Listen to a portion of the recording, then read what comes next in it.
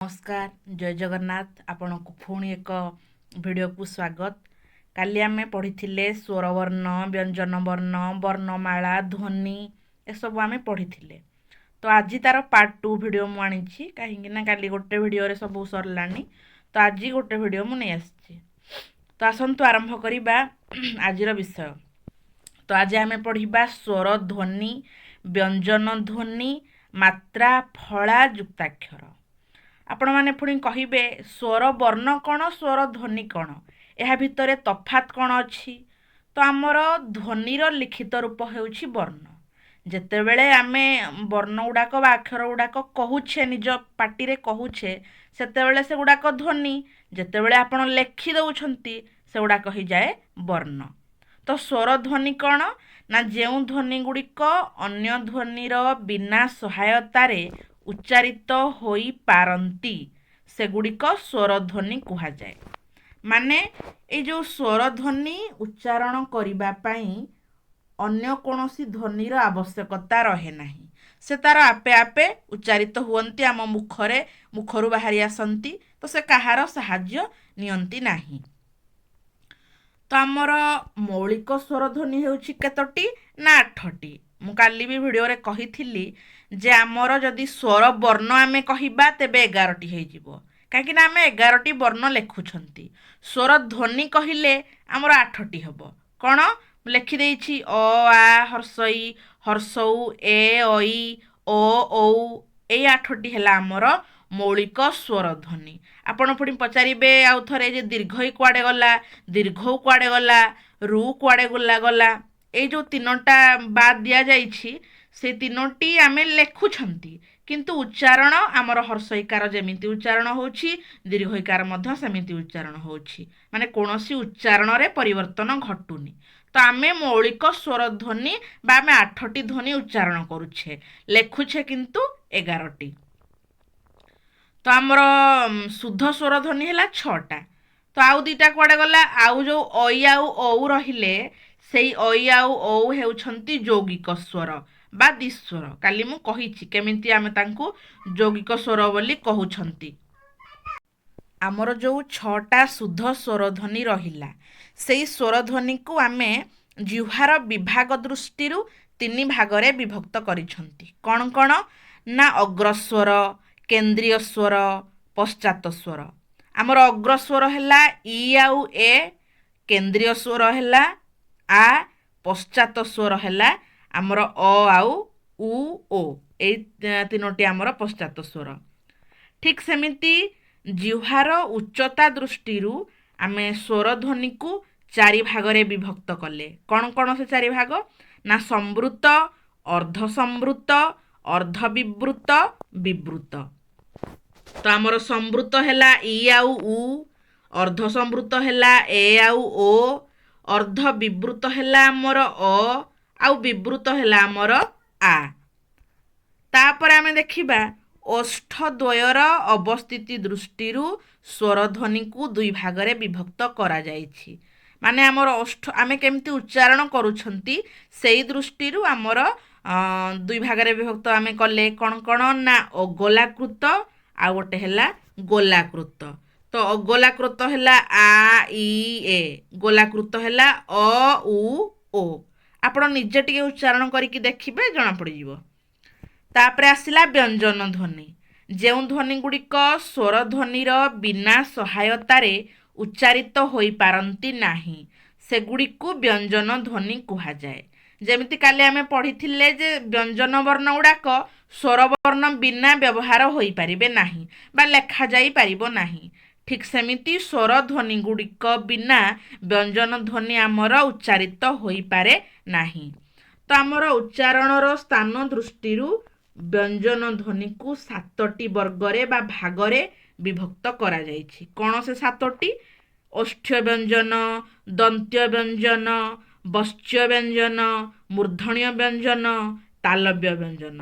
तो ओष्ठ्य व्यंजन कोन ना आमर प फ ब भ म व ए सब हैला आमर कोन ना ओष्ठ्य व्यंजन। दंत्य व्यंजन कोन ना त थ द ध हैला आमर। तो ई वश्च व्यंजन कोन ନା ବଶ୍ଚ ବ୍ୟଞ୍ଜନ ହେଉଛି ବଶ୍ଚ କ'ଣ ଆପଣ ପଚାରିବେ ଯେ ଆମର ଜିହ୍ୱାର ଉପର ଭାଗ ଯେଉଁ ଦାନ୍ତ ରହିଲା ମାନେ ଆମର ଉପର ଭାଗ ଦାନ୍ତ ମାଢ଼ିର ମୂଳକୁ ଲାଗି ଏକ ଟାଣୁଆ ଅଂଶ ଅଛି ଆପଣ ନିଜେ ଦେଖନ୍ତୁ ହାତରେ ଦେଖନ୍ତୁ ଟାଣୁଆ ଅଂଶ ଅଛି ତାକୁ କୁହାଯାଏ ବଶ୍ଚ।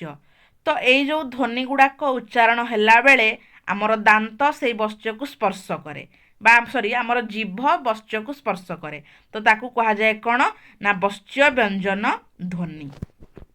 ତାପରେ ହେଲା ମୂର୍ଦ୍ଧଣ୍ୟ ବ୍ୟଞ୍ଜନ। ମୂର୍ଦ୍ଧଣ୍ୟ ବ୍ୟଞ୍ଜନ ତ ଆପଣ ଜାଣିଛନ୍ତି ଟ ଠ ଡ ଢ ଣ ଳ। ଆଉ ତାଲବ୍ୟ ବ୍ୟଞ୍ଜନ ହେଲା ଚ ଛ ଜ ଝ। ଆମର ମୁଣ୍ଡରେ ମଧ୍ୟ ମୁଣ୍ଡଟାକୁ ମାନେ ମୁଣ୍ଡର ଉପର ଭାଗକୁ ଆମେ ତାଳୁ କହୁଛନ୍ତି ଠିକ୍ ସେମିତି ତାଳୁ କହିଲେ ବା ତାଲବ୍ୟ ବ୍ୟଞ୍ଜନ କହିଲେ ଆମ ଜିହ୍ୱାର ଉପରକୁ ଏକ କଠିନ ଅଂଶ ଅଛି ତାକୁ ଆମେ ତାଳୁ କହନ୍ତି। ତାପରେ ଆସିଲା ଆମର କଣ୍ଠ୍ୟ ବ୍ୟଞ୍ଜନ କ ଖ ଗ ଘ ଙ। କାକଲ୍ୟ ବ୍ୟଞ୍ଜନ ହେଲା ହ। ତ ଏଇ ଯେଉଁ ସାତଟି ଆମେ ଦେଖିଲେ ଏସବୁ ଜିହ୍ୱାର ଉଚ୍ଚତା ସରି ଏସବୁ ଆମର ହେଉଛି କ'ଣ ନା ଉଚ୍ଚାରଣର ସ୍ଥାନ ଦୃଷ୍ଟିରୁ ଓଡ଼ିଆ ବ୍ୟଞ୍ଜନ ଧ୍ୱନିକୁ ଆମେ 7ଟି ବର୍ଗରେ ବିଭକ୍ତ କଲେ। ତାପରେ ଆମେ ଦେଖିବା ଉଚ୍ଚାରଣର ପ୍ରକୃତି ଦୃଷ୍ଟିରୁ ଓଡ଼ିଆ ବ୍ୟଞ୍ଜନ ଧ୍ୱନିକୁ 7ଟି ଭାଗରେ ବିଭକ୍ତ କରାଯାଇଛି।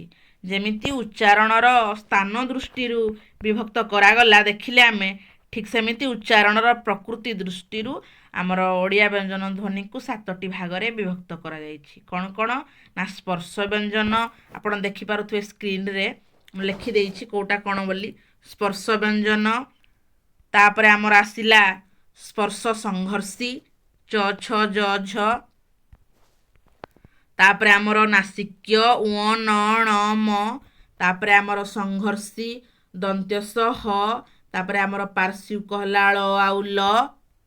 ତାପରେ ଆମର ଛରେ ଆସିଯିବ ଲୋଡ଼ିତ ଲୋଡ଼ିତ ଧ୍ୱନି ହେଉଛି ର। ପ୍ରବାହ ଧ୍ୱନି ହେଉଛି ଓ ଏବଂ ୟ। ତ ଗଲା ଏବେ ଆସିବା ପ୍ରାଣତ୍ୱ ଭିତ୍ତିରେ ଆମର ବର୍ଗ୍ୟ ବ୍ୟଞ୍ଜନ ଅନ୍ତର୍ଗତ ବର୍ଣ୍ଣକୁ 2 ଭାଗରେ ବିଭକ୍ତ କରାଯାଇଛି। ମାନେ ଆମେ ଯେତେବେଳେ ଉଚ୍ଚାରଣ କରୁଛନ୍ତି ନିଶ୍ୱାସ କେମିତି କ'ଣ ନେଉଛନ୍ତି ସେଇ ସମୟରେ ଆମର ସେଇ ଧ୍ୱନି ଉଚ୍ଚାରଣ କଲା ସମୟରେ କ'ଣ କେମିତି ବାୟୁ ନିର୍ଗତ ହେଉଛି ସେଇ ଅନୁଯାୟୀ ଆମର ବର୍ଗ୍ୟ ବ୍ୟଞ୍ଜନକୁ 2 ଭାଗରେ ବିଭକ୍ତ କରାଯାଇଛି। କ'ଣ କ'ଣ ନା ଅଳ୍ପ ପ୍ରାଣ ବ୍ୟଞ୍ଜନ ଧ୍ୱନି ଆଉ ଗୋଟେ ହେଲା ମହାପ୍ରାଣ ବ୍ୟଞ୍ଜନ ଧ୍ୱନି। ତ ଆମର ଅଳ୍ପ ପ୍ରାଣ କ'ଣ ନା ଆମର ପ୍ରତ୍ୟେକ ବର୍ଗ ଅନ୍ତର୍ଗତ ପ୍ରଥମ ଆଉ ତୃତୀୟ ବର୍ଣ୍ଣକୁ ଆମେ କହିଲେ ଅଳ୍ପ ପ୍ରାଣ ବ୍ୟଞ୍ଜନ ଧ୍ୱନି। ତ ପ୍ରତ୍ୟେକ ବର୍ଗର ପ୍ରଥମ ଆଉ ତୃତୀୟ ଆପଣ ଦେଖିନିଅନ୍ତୁ। ପ୍ରତ୍ୟେକ କ ବର୍ଗର ପ୍ରଥମ ହେଲା କ ତୃତୀୟ ହେଲା ଗ ଆଉ ଆମର ଚ ବର୍ଗର ପ୍ରଥମ ହେଲା ଚ ତୃତୀୟ ହେଲା କ'ଣ ନା ବର୍ଗ ଜ। ଆମର ଟ ବର୍ଗର ପ୍ରଥମ ହେଲା ଟ ତୃତୀୟ ହେଲା ଡ। ତ ବର୍ଗର ପ୍ରଥମ ହେଲା ତ ତୃତୀୟ ହେଲା ଦ। ଆଉ ପ ବର୍ଗର ପ୍ରଥମ ହେଲା ପ ତୃତୀୟ ହେଲା ବ। ତ ଏଇଗୁଡ଼ାକ ଆମେ କହିଲେ କ'ଣ ନା ଅଳ୍ପ ପ୍ରାଣ ବ୍ୟଞ୍ଜନ ଧ୍ୱନି ମାନେ ପ୍ରତ୍ୟେକ ବର୍ଗ ଅନ୍ତର୍ଗତ ପ୍ରଥମ ଆଉ ଦ୍ୱିତୀୟ ବର୍ଣ୍ଣ। ତାପରେ ଆମର ଆସିବ କ'ଣ ନା ମହାପ୍ରାଣ। ମହାପ୍ରାଣ ବ୍ୟଞ୍ଜନ ଧ୍ୱନି କେଉଁ ଗୁଡ଼ାକ ନା ପ୍ରତ୍ୟେକ ବର୍ଗ ଅନ୍ତର୍ଗତ ଦ୍ୱିତୀୟ ଆଉ ଚତୁର୍ଥ ବର୍ଣ୍ଣକୁ ଆମେ କହିବା ମହାପ୍ରାଣ ବ୍ୟଞ୍ଜନ ଧ୍ୱନି। ପ୍ରଥମ କ ବର୍ଗରେ ଆମର ଆସିବ ଖ ଏପଟେ ଘ ଆଉ ଚ ବର୍ଗର ଦ୍ୱିତୀୟ ଆଉ ଚତୁର୍ଥ ହେଇଯିବ ଛ ଆଉ ଝ। ସେମିତି ଆମର ଟ ବର୍ଗର ହେଇଯିବ ଠ ଆଉ ଢ। ତ ବର୍ଗର ହେଇଯିବ ଥ ଆଉ ଧ। ଆଉ ଆମର ପ ବର୍ଗର ହେଇଯିବ ଫ ଆଉ ଭ। ତ ଏଇଗୁଡ଼ାକ ହେଲା ଆମର କ'ଣ ନା ମହାପ୍ରାଣ ବ୍ୟଞ୍ଜନ ଧ୍ୱନି। ପୁଣି ଆପଣ କହିବେ ପ୍ରଥମ ତୃତୀୟ ଦ୍ୱିତୀୟ ଚତୁର୍ଥ ତ ଗଲା। ତ ଏଇ ଯେଉଁ ପଞ୍ଚମ ବର୍ଣ୍ଣ ରହିଲା ଙ ଣି ଣ ନ ମ ଏଇ 5ଟି ଆମର ଅନୁନାସିକ ବ୍ୟଞ୍ଜନ ବର୍ଣ୍ଣ। ତାପରେ ଆମେ ଘୋଷତ୍ୱ ଭିତ୍ତିରେ ବର୍ଗ୍ୟ ବ୍ୟଞ୍ଜନ ଅନ୍ତର୍ଗତ ବର୍ଣ୍ଣକୁ 2 ଭାଗରେ ବିଭକ୍ତ କରିଛନ୍ତି। କ'ଣ କ'ଣ ନା ଅଘୋଷ ବ୍ୟଞ୍ଜନ ଧ୍ୱନି ସଘୋଷ ବ୍ୟଞ୍ଜନ ଧ୍ୱନି। ଯେମିତି ଆମେ ପ୍ରାଣତ୍ୱ ଦୃଷ୍ଟିରୁ ଦେଖିଲେ ଏବେ ଆମର ଘୋଷତ୍ୱ ଦୃଷ୍ଟିରୁ। ତ ପୁଣି ଆପଣ ପଚାରିବେ ଯେ ଘୋଷତ୍ୱ ଦୃଷ୍ଟିରୁ କ'ଣ ନା ଆମର ସ୍ୱରତନ୍ତ୍ରୀରେ ଯେଉଁ ସୃଷ୍ଟି ହେଉଥିବା ଘୋଷ ବା କମ୍ପନ जो आम उच्चारण कला बेले ये वर्ण गुड़ाक जो घोष बा कंपन सृष्टि हुए ताकू नहीं मध्य आमर विभक्त करा जायछि अघोष व्यंजन ध्वनि सघोष व्यंजन ध्वनि। तो आम देखा कौ गुड़ाक आमर अघोष व्यंजन ध्वनि ना प्रत्येक वर्ग अंतर्गत प्रथम आउ द्वितीय प्रत्येक वर्ग अंतर्गत प्रथम आउ द्वितीय को आम कहले कौन ना अघोष व्यंजन ध्वनि आउ तृतीय आउ चतुर्थ वर्ण को आम कहले सघोष व्यंजन ध्वनि। तो आम ए देखीदबा तो क वर्गर प्रथम द्वितीय माने क ख आमर हेजिबे अघोष च छ हेजिबे अघोष ट वर्गर ट ठ त वर्गर त थ प वर्गर प फ एई प्रथम द्वितीय गुड़ाक गले कौन ना अघोष। एबे आमर आसीबो तृतीय आउ चतुर्थ तृतीय आउ चतुर्थ माने क वर्गर ग घ हेले च वर्गर वर्ग ज झ ट वर्गर ये ड आउ ढ द ध एपटे त प वर्गर आमर हेला ब आउ भ एई तृतीय आउ चतुर्थ आमर गले कौन ना सघोष व्यंजन ध्वनि। बे बुझी पारले जे प्रत्येक वर्ग अंतर्गत प्रथम आउ द्वितीय वर्ण को आमे कहिले अघोष व्यंजन ध्वनि तृतीय आउ चतुर्थ वर्ण को आमे कहिले सघोष व्यंजन ध्वनि। तापरे बे आमे आसीबा मात्रा मात्रा कौन आपण मात्रा समस्ते पढ़ी जानी मात्रा कौन नाम स्वर वर्णर सांकेतिक रूप को आमे मात्रा कहंती। जो आमर स्वर वर्ण रहिला आमर आकार हर्षईकार दीर्घईकार हर्षौकार दीर्घौकार रुकार ऐकार औकार ए सब जो कार आमे व्यवहार करूछंती ताकू आमे कहंती कौन ना मात्रा एगुड़िक आम स्वर वर्णर मात्रा। वीडियो लास्ट रे मु फोटो देछि देखिबे आपण। तापरे आमर फला कौन ना व्यंजन वर्णर सांकेतिक रूप को फला कहा जाए। फला को गुड़ाक आपण देखंतु निजे एगुड़ाक मात्रा देखिले आपण आकार इकार एगुड़ाक मात्रा फला हैला आमर ई सब क फला ज फला ए सब फला एगुड़ाक आमर देखंतु व्यंजन वर्ण तार फला सब चिन्ह गला फला गला जे व्यंजन वर्णर सांकेतिक रूप को आम फला बोली कहले। एबे आसीबा जुक्ताक्षर आम ओडिया भाषा रे एकाधिक व्यंजन वर्ण एकाठी मिसी उच्चारित होइथांती माने दीटा व्यंजन वर्ण थिबे से मिसिकी उच्चारित होइथिबे जेमति हमर अंक अंक उ मिसा उ जुक्त क हला अंक अंक सेगुडा का आमे सब कोन कहिबा ना जुक्ताक्षर कहिबा बा जुक्त व्यंजन बोली कहिबा। देखंतु कोगुडा का हमर जुक्त व्यंजन एटी ए अंक अंक अंक अंक अंग अंग एगुड़ाक सब है आमर जुक्त व्यंजन। देखंतु अंक अंकटा केमिति हेछि आमर उरे हलंत जुक्त क तो दुईटी व्यंजन वर्ण मिसिले जेहेतु दुईटी व्यंजन वर्ण मिसिकी एगुड़ाक सब आमर लेखा होछि एगुड़ाक आमर कुहा जाए कोन ना जुक्ताक्षर बा जुक्त व्यंजन वर्ण। आशा करुछि आजिर भिडियोटी आपण मानकु भल लागिथिबो आपण माने भलसे बुझी पारिथिबे।